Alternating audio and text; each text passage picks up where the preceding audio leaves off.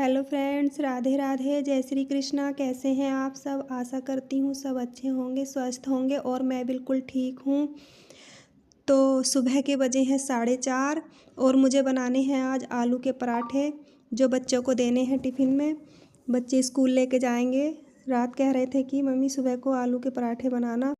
तो जैसे कि हर हाउस वाइफ की सुबह की शुरुआत किचन से शुरू होती है और शाम को किचन से ही ख़त्म हो जाती है। अपने पति और बच्चों के चाय नाश्ते से लेकर खाना बनाने तक और उनकी मनपसंद डिश बनाने से लेकर सबकी देखभाल करते करते पता ही नहीं चलता कि दिन कब निकला और कब छिप गया।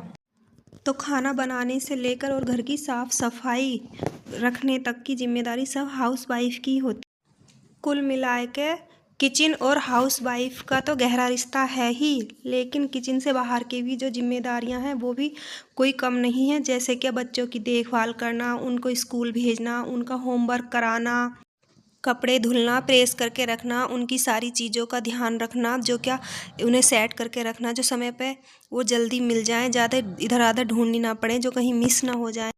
अपनी फैमिली की छोटी बड़ी चीज़ों को संभाल कर रखने की जिम्मेदारी भी एक हाउस वाइफ की ही होती है। और अगर कभी कभार घर फैमिली में परिवार में किसी की तबीयत ख़राब हो जाए, स्वास्थ्य ख़राब हो जाए, तो हाउस वाइफ ही है जो एक इतनी अच्छी तरीके से उनकी देखभाल करती है कि वो अपना खुद का ध्यान रखना भी भूल जाती है। तो इधर मैंने सबसे पहले रख दिए थे आलू उबलने और अब मैं कर रही थी घर की साफ़ सफाई, झाड़ू लगा रही थी।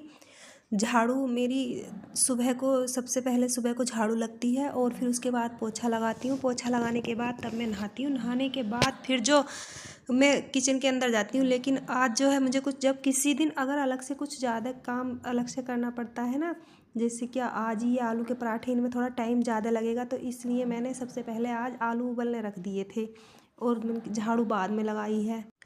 तो इतने में झाड़ू पोछा करूँगी और नहाऊँगी तो इतने मेरे आलू उबल के तैयार हो जाएंगे। क्योंकि मैंने आलू जो रखे हैं वो स्लो गैस पे रखे हैं ताकि धीरे धीरे उबल जाएं, क्योंकि कुकर मेरा ख़राब सा हो रहा है, उसमें सीटी नहीं आती है। कई बार सोचा है कि कुकर सही कराऊंगी, लेकिन फिर दिन में भूल जाती हूँ और जब ज़रूरत पड़ती है चीज़ की तब याद आता है कि हाँ ये चीज़ तो बेकार पड़ी थी, ये सही करानी थी। पर वही है ना, दिमाग में कई एक चीज़ें रहती हैं तो ज़रूरत पड़ने पर चीज़ें याद आती हैं कि हाँ ये काम भी होना था। सुबह को मेरे झाड़ू पोछा जो होते हैं वो बहुत जल्दी जल्दी में होते हैं, पूरी साफ़ सफाई के साथ नहीं हो पाते, क्योंकि मुझे फिक्र रहती है कहीं बच्चे लेट ना हो जाएं या बच्चों का लंच ना छूट जाए, कोई कमी बच्चों के स्कूल जाने में ना हो जाए मुझसे। और जब बच्चे स्कूल चले जाते हैं पूरी साफ़ सफाई के साथ फिर मुझे दोबारा से क्लीनिंग करनी पड़ती है, घर की झाड़ू पोछा फिर दोबारा से करने पड़ते हैं। तो इधर तो झाड़ू तो मेरी लग चुकी है, झाड़ू मेरी पूरी हो गई है। अब गेट खोल के बाहर को कूड़ा कर रही हूँ और बाहर है अंधेरा, ये लाइट का चानना है थोड़ा सा। तो बाहर रास्ते में जो झाड़ू लगाऊंगी वो मैं सुबह में नहीं लगाऊंगी, अब अंधेरा हो रहा है, उसे मैं बच्चों के जाने के बाद ही रास्ते में झाड़ू लगाऊंगी। क्योंकि अब सुबह सुबह बाहर निकलते हुए डर लगता है, क्योंकि बाहर पूरा अंधेरा है अभी और हमारे यहाँ बाहर साइड में खेत है, कोई घर मकान दूसरी साइड में है। तो खेतों की वजह से सुबह सुबह मैं झाड़ू नहीं लगाती हूँ, बाहर को डर लगता है। एक दिन तो मैंने देखा था कि 11 बजे मैंने गेट खोला था किसी काम की वजह से, तो देखा तो गेट के आगे वो थी, क्या बोलते हैं उसको, सेई, उस पर बड़े बड़े कांटे से होते हैं। तो ऐसी खतरनाक चीज़ें जब अपनी आंखों से खुद देख लेंगे तो बाहर निकलने की हिम्मत तो खुद ही नहीं पड़ेगी इतनी सुबह सुबह अंधेरे में। तो झाड़ू लगाने के बाद अब मैं शुरू कर देती हूँ पोछा लगाना। पोछे की बाल्टी और पोछा मेरा यहीं गेट पे रखा रहता है, गेट की साइड में को खूंट में को, क्योंकि यहाँ से मैं बाल्टी वहीं रखी रहती है और वहीं टंकी है उसकी पानी की, तो वहाँ से मुझे आसानी होती है। जब कभी घर की धुलाई उलाई भी करनी पड़ती है तो वहीं उसी टंकी पे पाइप लगा कर सारे घर की धुलाई कर देते हैं और बाहर रास्ते में भी धुलाई कर देते हैं, तो वहाँ से मुझे फ़ायदा रहता है। जो पोछे की बाल्टी को मैं वहीं रखती हूँ। तो घर में सब सो रहे हैं और जब घर में सब सोए हुए होते हैं ना और मैं काम करती हूँ तो मेरा काम बहुत आराम से और शांति से हो जाता है। और जब सब जागने लगेंगे तो किसी को चाय दो, दूध दो, पानी दो, और किसी को गरम दो, किसी को ठंडा, किसी को कुछ किसी को कुछ, फिर मैं इन कामों को नहीं कर पाती। जो झाड़ू पोछा मेरा अब हो जाएंगे तो हो जाएंगे, और मेरा पोछा जो लगेगा नहीं अब वो सूख भी ठीक से जाएगा, इस पर चहल पहल भी ज़्यादा ना होने की, बहुत अच्छे से हो जाएगा। तो ये अब इधर मेरा पोछा भी लग गया है और अब पोछा लगाने के बाद मैं तैयारी करूँगी नहाने की। ये पानी जो था पोछे का मैंने बाहर फेंक दिया है, और जैसे ही बाहर फेंका है फिर मैं वैसे ही बाल्टी भर के रख दूँगी। कब पता नहीं कब पोछा लगाने का मूड उठ जाए, क्योंकि यहाँ बाल्टी भरी रखी रहती है ना।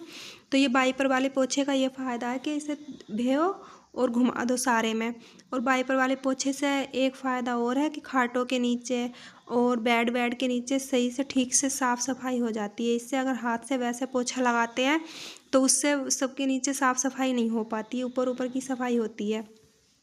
तो इधर मैं आ गई हूँ नहा के आने के बाद मैंने अपने आलू छीलने शुरू कर दिए हैं, और आलू मेरे छिल चुके हैं। अब आलू छील के जल्दी जल्दी, तो आलूओं को छोलने के बाद अब मैं आलू को फोड़ूंगी और इसमें मिला दूंगी पिसा हुआ ये मसाला। मसाले में कोई ज़्यादा चीज़ें तो है नहीं, बस हरी मिर्च है और जीरा पिसा हुआ है।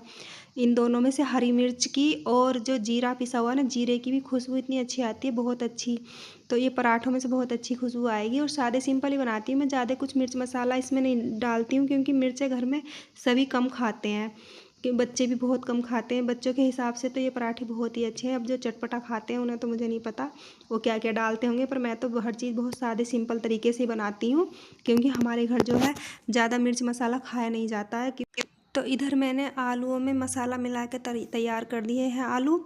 और आज जो है मेरी तबीयत बहुत ख़राब थी। तबीयत क्या ख़राब थी, मेरे दांत में बहुत दर्द था। कल से मैं दर्द की कई गोलियां खा चुकी हूँ। वो इतना गोली का असर रहता है तो दर्द बंद रहता है, और जब दो गोली का असर ख़त्म तो दर्द शुरू। दर्द इतना भयानक कि बहुत ज़्यादा है। अब मैं डॉक्टर के पास जाऊँगी और दिखाऊँगी कि इसमें क्या करना, खोड़नी है दाढ़ या फिर कैप लगवाना है इस पर।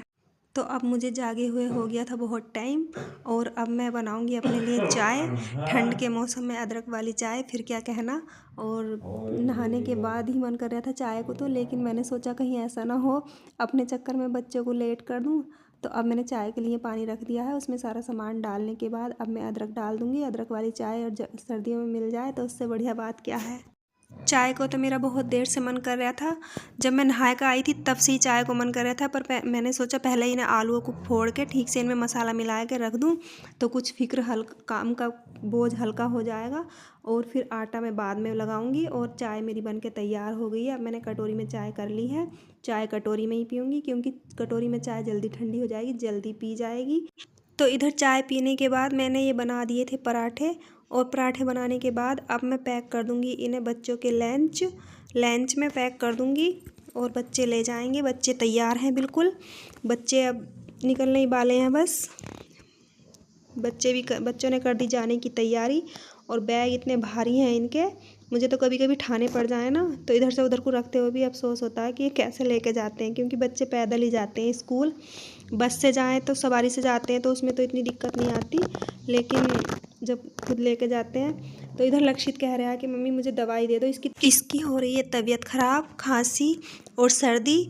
तो मैंने इसे दवाई देने के बाद इधर शुरू कर दिए पतिदेव के जूते धोने शुरू, क्योंकि अब जो है शादियों का सीज़न चल रहा है। कल एक शादी में गए थे, तो वाइट कलर के जूते हैं, ये गंदे हो ही जाते हैं साफ। तो इधर कपड़े धोने का काम तो था ही, और अब सर्दियों में जूते धोने का काम और बढ़ जाएगा। उधर दिन छोटा होएगा और काम ज़्यादा होगा। दिन निकलेगा और छिप जाएगा, पता ही नहीं चलेगा, और काम समेटे नहीं सिमटेगा। सर्दियों में तो कपड़े जूते धुल के सुखाने का ही काम बहुत कैड़ा है। कपड़े तो एक बार को सूख भी जाते हैं, और ये जूते तो अगर धुल गए तो 3-4 दिन तो ये सूखने में लगा देते हैं। तो इधर ये जूते भी धुल के हो गए थे मेरे तैयार। जूतों को भी मैंने धो दिया था, और अभी ना मैं रख देती हूँ धूप में। बाहर धूप बहुत अच्छी लग रही है, हवा तो आज चल नहीं रही है। हवा चलती है तो बहुत मतलब हाथ पैर बहुत ख़राब हो जाते हैं हवा में, बहुत खुश्की सी ड्राइनेस आ जाती है हाथ पैरों पे। और बाहर निकल के धूप इतनी अच्छी लगी, एकदम निवास सी आ गई, बहुत सेक सी लग रही थी। धूप में मन कर रहा था कि बैठ जाऊं, पर क्या करें, टाइम ही नहीं था। अब सुबह सुबह का टाइम है, तो अब घर में इतना काम फैला हुआ है सारा, अभी तो वो समेटना है। उसे समेट के फिर देखते हैं, थोड़ा टाइम निकाल के धूप में बैठेंगे। गए हैं सबके कपड़े जो नहा के निकाले थे धुलने से। तो हमारे यहाँ लाइट, तो ये कपड़े मेरे मशीन में पड़े हैं, और जैसी लाइट आएगी तो मैं इसमें पानी चला के इन्हें धुल दूँगी। तो लाइट कहीं ख़राब हो गई है, कभी आ रही है कभी जा रही है, डिपेंड सा मार रही है, वो ठीक से रुक नहीं रही है।